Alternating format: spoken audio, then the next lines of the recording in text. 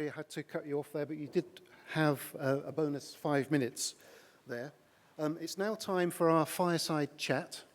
Come on, gentlemen, up you come. Raymond, Jeans or Geens? I forgot to check. Genes. Genes, okay, he's from Germany. Genes. And Keith Gross. If you could sit there. Keith there, I'll sit here in a moment. We call it a fireside chat because there's only 2 interviewees. It's nice and cozy. It's cozier than a panel session. The topic is cybersecurity, which we've already touched upon in the previous session. Raymond Genes is the Chief Technology Officer for Trend Micro. He's based in Germany. Trend Micro is actually a Japanese company, a cybersecurity software company, which has its global headquarters in Japan, regional headquarters in other parts of the world. Keith is chairman of the Cybersecurity Working Group at the European Banking Federation, based in Belgium, but he's also the head of financial crime and security in the Banking and Payments Federation in Ireland. The Banking and Payments Federation is essentially, in Ireland, is essentially the equivalent body of the BBA or the UBF here. As well as those roles that Keith has at those 2 organisations, he's also on the Financial Services Advisors Group to Europol's European Centre for Cybercrime, EC3. It sounds like a London postcode, but EC3 is actually the European Centre for Cybercrime. Just switch this little gadget on now. Let's hope that it's a seamless transfer. It is. Now, this session's going to be a little bit different. We're going to be asking you, the audience, some questions. And we've got 3 key questions. You've got little devices on the table there, little keypads, and I can't quite see my monitor, but I think it's come up. Yeah, the flowers are in the way. I have to get a strimmer. You only get 1 attempt to answer. There are your instructions. You can read them here. Just read through the steps 1, 2, 3 to 5, and have fun. And please leave the keypads on the table. Now, when the results come up, there'll be a slight time lag. When the results come up, I'll get these guys to comment on what you've said, and then they'll give their own response to that question. So, can we have a test question first, please? We're going to do a quick test to see whether the whole thing works. So, you've got 3 choices. Just press 1. And I think a little signal is going to come up there. I can see up at the top there, that little green P. And when you've all voted, take a few seconds to process. The results will come up. And there we have it. So 78%. So you should all go home now. No, actually, wait until 2 o'clock, then take your holiday. Right, can we have the first real question, please? I wrote these questions, but I can't remember exactly what I wrote, so I'm going to have to stand up and look at that. To what extent do you agree or disagree with the following statement? Cybercrime in the banking sector is a serious risk. Do you strongly agree, neither agree nor disagree, strongly disagree? So press just 1 and we'll see what the answers are.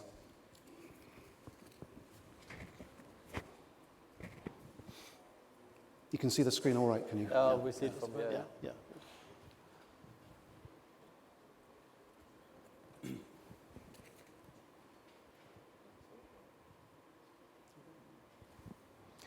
Right, that's what I thought it would be. Strongly agree, 67%. Only 1%, there's 2 people out there, who, or maybe 3, strongly disagree. Raymond, what do you think of the results? Actually, no surprise. Anthony mentioned it already beforehand, and banking is a sector which is really targeted by cybercriminals. These guys know where the money is. There was a famous bank robber in the 40s, Willie Sutton in the US, and he was asked finally after he has been caught, why did you rob all the banks? And he said, because that's where the money is. And it's still the same nowadays. So when you look at a study which PricewaterhouseCoopers did in 2014, when you look at industry average, 34% of all companies are facing economic cybercrime, but 45% of all banks. So it's definitely a especially big problem in the banking sector, financial sector. And Keith, your view on that? Yeah, I'd agree wholeheartedly with Raymond there. I think it is a serious risk. I think it's banks are challenged all the time in this area. I mean, The dark side, we talked about innovation earlier. The dark side are very innovative. They're always changing. They're always looking at new means of attacking the banks. I think on the cyber channels and omni-channels, the banks are moving to omni-channels and different propositions and offerings to the customer on the digital platform. So I think it is an ongoing challenge for the banks in terms of shoring up the cyber risk. Okay, let's get the other question up. Question 2. Just remembered I've got them written down here, so I don't need to keep standing up. Generally speaking, banks need to do much more to improve their cybersecurity. And again, same sort of thing. Do you strongly agree all the way through to strongly disagree? So press your buttons and we'll see what the results are.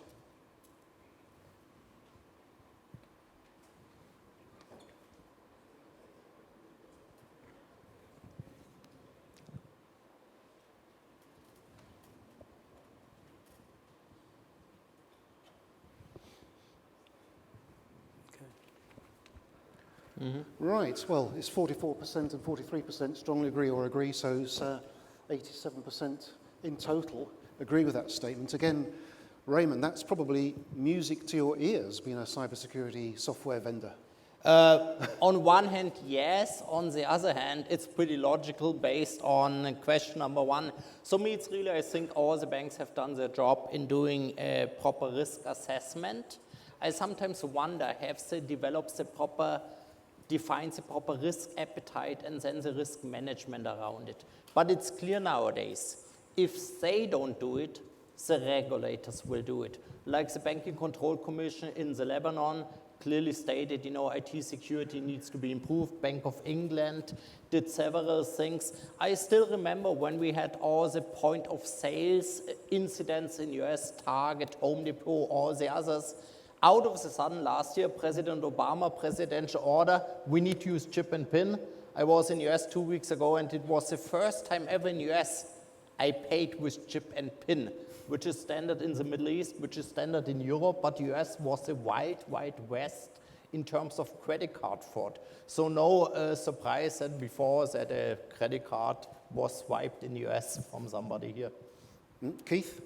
I'm just picking up on the point Raymond makes in terms of have the banks conducted proper risk assessment and risk appetite in terms of this space? I mean, on the ground, I hear there's a lot of friction between information security units within banks and their business and market departments. What business and market want and what the information security people want are two different things. So, I mean, on one hand, you have the marketeers plowing ahead, going to omni-channels, regardless of what the information security people are talking to. They don't listen to them as much as the information security people would like.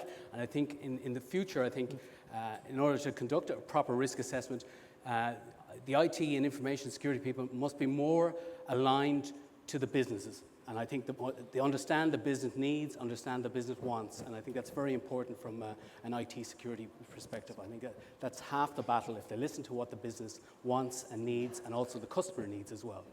Okay, thank you. Let's have the third and final question, please. Here we are. Security software developers are struggling to keep up with the constantly changing threats in cyberspace. So you have the same range of options. So press your buttons and we'll see what you think.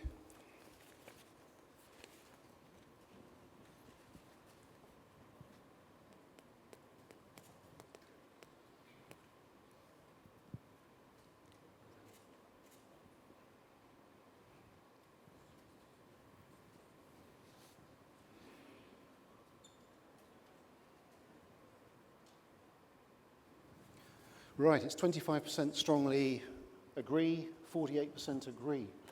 So cybersecurity developers, they'll be within banks and they'll also be external vendors such as yourself. So that's not such good music to your ears because you're struggling to keep up. The question is, are we struggling to keep up or are our customers struggling to keep up with our latest technology? I totally agree that the bad guys are very good and they are very innovative. Do we know how to tackle bad guys, how to introduce better methods and systems? It was mentioned by Anthony before, this two-way authentication, like secure code by MasterCard or verified by Visa, this stuff is gone. But will customers accept it to have an additional tokens? Will bank accept to have additional systems like breach detection system, big data analytics, virtual patching, a lot of new tools we are offering? So that's a big question. What could you accept? And going back, what risk are you taking? And to be very honest, we as security players, I think we made a big mistake by trying to sell our customers silver bullets. Every time I'm at a big trade show, you know, everybody says, I have the next silver bullet 100%. Forget it. I would say when you now hear a security vendor, IT security vendor, telling you 100%, run as fast as you could, because he's lying. So that's honest. And Keith? I'd be inclined to agree with Raymond, despite I know he's coming from he's a security player, but I always pose the analogy with ATM security. I mean, it was always you were sold a silver bullet from the vendor, but it was still subject to hacking, it was still subject to skimming, it was still subject to card trapping, et cetera, et cetera. So I think the analogy could be, the corollary could be made there in terms of the cyberspace, but I think it's quite difficult nowadays that we're not just looking at cyber attacks, we're looking at blended attacks, we're looking at phishing, smishing, and we're looking at social engineering. Smishing. Smishing through your I haven't heard that one. That's through your mobile phone, through your SMS, through right, text-based. So obviously that touches on the two-factor authentication and the phone-based authentication. So I think, you know, we're challenged there that maybe the onus should be on the customer a little bit more. I see that with the banks, that they should shore up their security, that there is an onus on them to password protect and make sure the management of their password protection is right, and also that, you know, the criminals are looking for activity. They're looking for your personal identifiable information. It's no longer the 16-digit credit card numbers. They want more than that, and they want to harvest as much data from either corporates, SMEs, or personal banking customers. Mm-hmm. Yeah. Okay, well, I've asked you 3 questions. I've got 15, 20 questions here to ask these guys, but I want to give you the opportunity to ask them questions. I'll only use my questions if you don't put your hands up. So, anybody out there would like to ask any of our panelists, interviewees? Right, the gentleman here, roving mic over to the table at the front, just in front of this monitor, please. There, right? Put your hand up again. Could you say who you are and where you're from, please? My name is Rubel Hanna. Actually, regarding the crime mindset, it's something that has the age of humanity, and the same for the measures against the crime. I believe that technology could be much more helpful to find more secure solutions in order to mitigate to the crime risk. But the question is, to which extent this technology is going to give a return on investment on the long run, because the more we invest, the more we have crimes, and we have to reinvest and reinvest. Don't you believe that at a certain period of time, this investment is going to erode the returns on or the benefits of the institutions in general, and more specifically, the banks and financial institutions? That's a good point. So, Raymond, the cost of technology protection? For me, you need to do an IT security spending, and it's cost to do business. But of course, you need to figure out how much you spend. But I think on the other hand, what we don't address enough is, it's not just technology, it's also international cooperation with law enforcement. We're working with the authorities in UAE. He knows that we're working with EC3 from Europol. We have dedicated staff in the Center of Cyber Innovation in Singapore. But when we look at international lawmaking, they still believe in borders. There are no borders in cybercrime. You know how difficult it is, even if an Eastern European, a Russian cybercriminal is identified. You know how difficult it is, for example, to work with the Russian authorities to get something done. Normally, these guys are jailed, like one case last year when they are on vacation in Dubai. Then they can't leave the country anymore. Thank you, Dubai. But it will not happen when they stay in Russia. So it's not just a technology problem. It really is a lawmaking and international problem. Keith? I think that's an excellent question. I think it's twofold maybe. The cyber-enabled e-fraud, you can associate a cost to it. It's easy for the banks to identify a cost. But in terms of a DOS or DDoS or a breach, that's something the banks are really challenged with nowadays. How do you monetize that? How do you monetize outage, loss of connectivity for maybe 7 hours, 5 hours? That is a real challenge, and trying to get your ROI back from that, I'm not too sure how you monetize that, and that's a big question that the banks are struggling with in Europe at the moment. Any more questions? Gentleman over there. Asad Butler here. Why do banks have to... Excuse me, could you say who you are and where you're from? Asad Butler, Bank Niswa. I was up there. Just wanting to know, why does the onus fall on the banks to and increase the cost of transaction, whether they are account transactions or credit card? Why can't there be a cyber centralized security that worldwide can be worked upon? Because MasterCard's working on its own, 3D Secure and Visa. Why can't there be a standardized research onto this? I mean, it would be very hard for banks to come up with these costs. Is that possible? Standardized, centralized? I would love to have this, but every country has certain interest. Every country has a different body to control it. So, for example, we are working in the US with the Secret Service, because the Secret Service is not only responsible for protecting the president. The main job is to protect against banking fraud and actually work with banks on banking fraud. And I didn't know this till we started to work with these guys.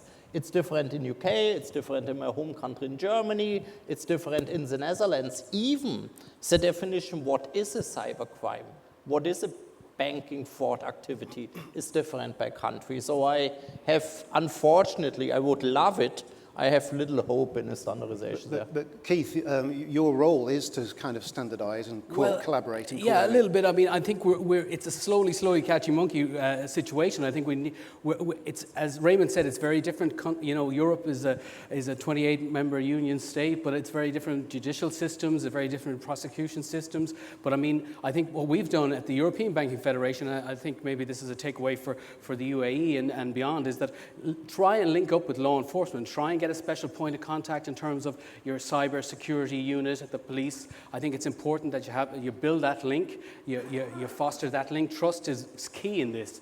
I think it's one of the first pillars, really. And I think if you work beyond that, and we're working constantly with EC3, I mean, and so as Raymond mentioned, the system vendors are working with the EC3 as well. I think, I mean, maybe, our banks have inputted into documentation and products developed by EC3. The IOCTA report, the International Organized Threat Assessment, is a very good document. I'd invite people to log on and read that. So that has been fed directly by banks and information providers to the current threat landscape. I suppose a view from the trenches, so to speak. So I think it's a good document. We can get there, but it'll take time. I know Interpol have their fusion centers set up. It's not exactly cruising at the moment, but I think with vendors and with banks around the world, federations and associations, this is the part we can play in terms of circling that. Yeah, and just to remind you, EC3, European Cybercrime Centre, part of Europol, which I mentioned at the outset, but you might not have caught that. Any more questions? Well, there have been lots of cybercrime incidents. Anthony Brown mentioned the TalkTalk one in the UK, which happened a couple of weeks ago. Raymond, what in your view has been the most serious cyber attack in the financial services sector?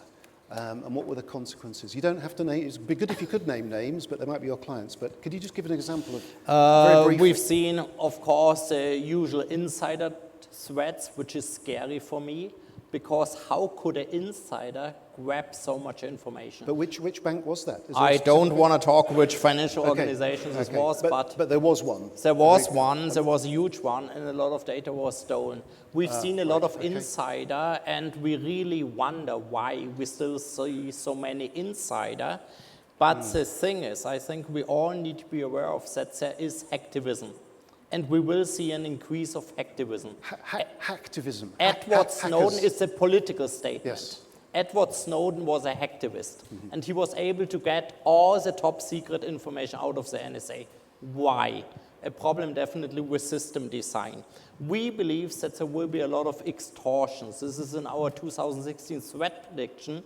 So insiders and outsiders will have a financial motivation to steal your customer database and then actually not to sell it immediately or not to commit credit card fraud, but to hold you for ransom and say, if you don't pay me X a month, and we are talking about 7-digit, I go public with this information. And it could be huge on your reputation. Yep. Yeah, the insider threat you mentioned reminded me of the HSBC theft of private individuals' data from Switzerland. You don't have to confirm or deny whether that's the example you were giving. Keith, are there any particular attacks that you want to highlight? Michael, I have to be very careful. They are my paymasters at the end of the day, and member banks are my paymasters, so I have to be very careful there. But what I'd say is that I think the insider threat is real. I think it is live, and I think it is something that banks should be mindful. As I said, cyber problems go beyond IT architecture and infrastructure, and I think you have to look at the security-wide issue and make sure that your employees are well vetted, et cetera, et cetera. I mean, there's many a bank that spends several millions, employs nearly 100,000 people in cyber information security risk, and they still get hacked. So, I mean, you know, that just begs the question, what do we need to do more? Yep, okay. Anybody with any questions? Okay, well, question 33 on my list. No, I'm just joking. This only goes up to 15. Attack objectives. You've mentioned the objectives of attackers, you know, distributed denial of service attacks, hacktivists, that sort of thing. What about attack methods? Which are the most difficult to protect against? You mentioned smishing, spearfishing, installing malware. But Keith, is there a particular attack method that at the moment is the most difficult for banks to protect against? Let me think. I think probably the spearfishing element is probably the most difficult one in terms of spam and phishing. That is probably the most difficult. Could you explain what spearfishing is, just in case people... I mean, I don't know if anyone has been targeted in this regard in terms of a specific email that has gone out, that has been socially engineered, that has reached out to Michael, for example, and asked for certain credentials, or an email has been spoofed, and it's purporting to be the FT in London are looking for a transfer of money from Michael's account to an account in Eastern Europe, so for example. It's like phishing, but instead of it being untargeted, it's targeted at a particular individual with their name on it. Where they have all the MO is, yeah, exactly. Yeah. So it's, I mean, it might have your credentials, it might have your mobile phone credentials as well, and they might call you in that respect as well, that we need to make this transfer, we need to make this mandate happen now. It's quite coercive. It usually happens on a Friday evening when people are trying to get off for the weekend, and I mean, it's very socially engineered. Yeah. The techniques behind it are... Okay, and Raymond, you were nodding. Do you want to elaborate on that? We or mention another definitely one? see spearfishing, and let me add, it's getting very targeted to high net worth individuals, and it's getting very targeted to organizations. And one of the reasons, I think, is that individual end users are more difficult to infect. Who of you is still using a traditional Windows PC to consume emails? Maybe just 50%. But for example, when you're using an iPhone, if the iPhone is not jailbreaking and so on, it's very difficult to install a piece of malware onto it. Way more easier on a Windows, not talking about Windows 10, which is pretty much hardened as well. So the attackers know this. This is why they spend more effort crafting a specific message against one organization and getting in there through the secretary, through somebody, and then are doing a lateral movement, and instead of stealing one credit card information, they steal 100,000. Better return of investment for them. Major problem. Now we have time for one more question, and it's from the chairman of UBF, His Excellency Abdulaziz Al Gharer. In UBF, we have about 14 technical committees, wholesale, risk, retail, name it, we have it. But when we discover there's more and more cyber crime, now banks have also asked us, create a committee for cyber crime. So we are now creating a committee for cyber crime. And what we're really now looking for is banks where to share their incident. Because no single bank can conquer the outside world. So if we all get together and Now, hopefully, banks will be encouraged to tell them, okay, share what happened to you, because what happened to you could happen to me, and what happened to me could happen to you. So we need actually even a bigger forum, like people from the outside banking system, expert like you, should also participate in this, because this is one uniform body to attack the other side, or stop the other side. So hopefully in a year from now, we will come back to you and share our experience, how UAE banking system, I know there are some central banks, deputy governors here from UAE and others, and maybe they should encourage the bank, and it's not bad to share some bad news, because if you don't share it, they will share it with the rest of the world. Thank you. That's a very good point. A collaboration between banks and information sharing, it's key. So, Can I- gentlemen, final comments from both of you, and then we'll wrap up. So comment on that. Yeah, Your Excellency, we established a high-tech crime forum in Ireland, domestically I did, in 2006. It predates the iPhone by a year, so we're very happy about that. But you're quite right, we have 11 online banks plus international banks in the forum. Also, we have tie-in with both law enforcement agency in the north of Ireland and Ireland, so it's important to have law enforcement agencies around the room so you can share the details, especially the cybercrime investigation units, and also the ISPs. Don't forget the ISPs is an important pillar that they should be in the room as well. And then we have a fourth pillar is the link with academia. Emre had mentioned Citibank's link in Dublin and the Living Lab, and we have a link with University College Dublin in their cybersecurity centre there, and they train law enforcement agencies. They've trained law enforcement agents from the Kingdom of Saudi Arabia, etc. So I think we have to move in that direction. So collaboration is key, and that we have a multi-strategic approach in terms of like-minded individuals. And then obviously we've reached out to the telcos as well, where we have scenario exercises, tabletop exercises, private ones, may I add, that we reach out to like-minded individuals and we test resilience within the banking community and the telcos, for example. So I think it's important, and I've mirrored that at the European Banking Federation, where we have a forum as well. So I wish you luck, and if you need any advice, my door is always open, Your Excellency. And Raymond, could you elaborate on that and as your final comment? Yeah, also very happy to hear this, really important to have the sharing, very important to involve all parties. Telcos was a good one. I love that you're doing it in the UAE, and I would hope actually that in Europe we would be more open about it. In Europe we need regulation. Again, we don't have a breach notification law. So in my home country, not yet, and it will need till 2018. But in my home country, a sector talks with each other. Banking, these guys talk with each other, but they don't share with other industries. So this is why I think it's really mandatory to have this cooperation. And if it can't be done, then it needs to be regulated. What will happen in Europe? I see in the US a lot of cooperation, a lot of sharing, also with law enforcement. But it's, again, when it comes to a globe, not so much. CERTs, you definitely also should involve CERTs in this. CERTs, Computer Emergency Response Teams. Absolutely should involve them. And also, at our fora, we both at European and domestic level, we invite the information service providers in to talk to us, to discuss the latest mitigants and developments. And also, the other social tech companies is important. We recently had LinkedIn, they're HQ'd in Dublin. We had LinkedIn, their head of security there, to discuss impersonations of LinkedIn, bogus LinkedIn profiles. It's very important for the banking community that they monitor this as well. That's a means of spearfishing again, as we touched on. Okay, gentlemen, Keith, Raymond, thank you very much. That was excellent. Thank you, Mike. Thank you very much.